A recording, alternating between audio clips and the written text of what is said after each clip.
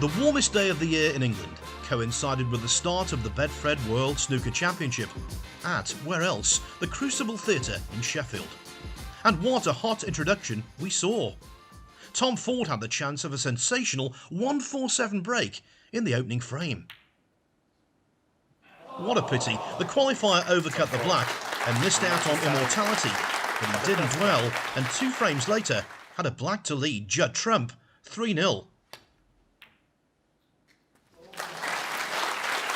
Title holder in early trouble, but his response was emphatic. Trump's 99th century break of the season opened his account. 100. But Ford countered in frame 6 by constructing a 140 total clearance.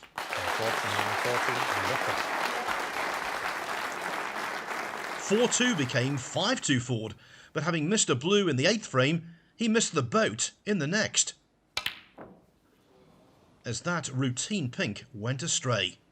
Sensing a potential turning point, Trump steeled himself and stepped in with a superb 61 clearance under pressure, limiting his first session arrears to a manageable 5-4. On the resumption, Ford increased his lead to 6-4, but Trump dug in, and helped by that well-cued brown, drew level at 6-6.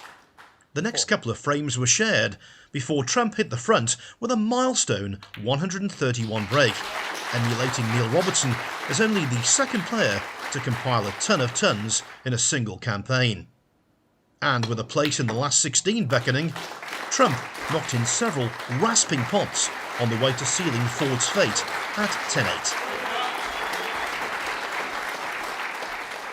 It was nice to just have a few people in there. It felt like the atmosphere was still good in there, people were still enjoying themselves, and it was nice to walk into a crowd being introduced as the world champion. So I'll be disappointed to be playing in front of no crowd now, but very happy that I got to experience the crowd today.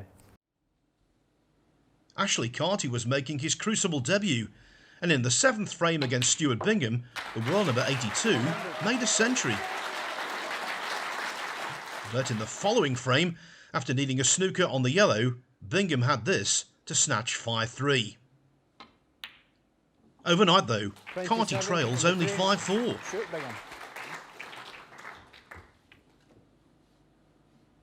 Meanwhile, China's Ding Junhui burst out of the blocks against Mark King. That brought up a century in the first frame, but King, returning to the Crucible after a 7-year absence, is a renowned fighter.